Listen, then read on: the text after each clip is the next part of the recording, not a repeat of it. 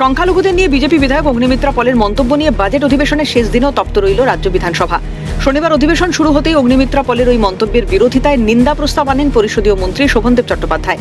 এতে ক্ষোভে ফেটে পড়েন বিজেপি বিধায়করা। তাদের অভিযোগ, কোন রকম রেকর্ড যাচাই না করে এই প্রস্তাব আনা হয়েছে। এরপরেই মিহির গোস্বামীর নেতৃত্বে বিজেপি বিধায়করা বিক্ষোভ দেখাতে অধিবেশন কক্ষ থেকে ওয়াকআউট করেন। বিজেপি বিধায়ক মিহির গোস্বামীর দাবি, জোর করে এই নিন্দা প্রস্তাব আনা হয়েছে। সংখ্যাধিক্যের কারণে এরা হয়তো এই প্রস্তাব পাশ করবে।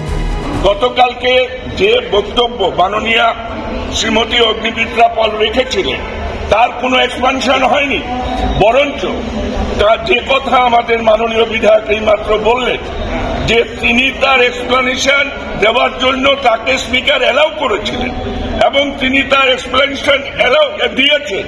তারপরেও আজকে জোর করে শুধুমাত্র দুজন সংখ্যালঘু বিধায়ক মন্ত্রী তাদের অনুরোধে বাধ্য হয়ে তাদেরকে তুষ্ট করবার জন্য আজকে অগ্নিমিত্রা পালের বিরুদ্ধে এই ধরনের নিন্দাসূচক প্রস্তাব এনেছে। সংখ্যাধিক্যের কারণে এরা হয়তো এই প্রস্তাব পাশ করবে।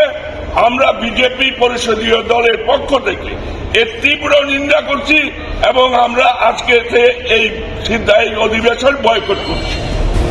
প্রসঙ্গত, শুক্রবার রাজ্য বাজেট নিয়ে আলোচনার সময় সংখ্যালঘু ইস্যুতে বিস্ফোরক মন্তব্য করেন বিজেপি বিধায়ক অগ্নিমিত্রা পল। তিনি প্রশ্ন করেন, মাদ্রাসা থেকে একজন ইঞ্জিনিয়ার কেন পাশ করে বেরোতে পারেন না?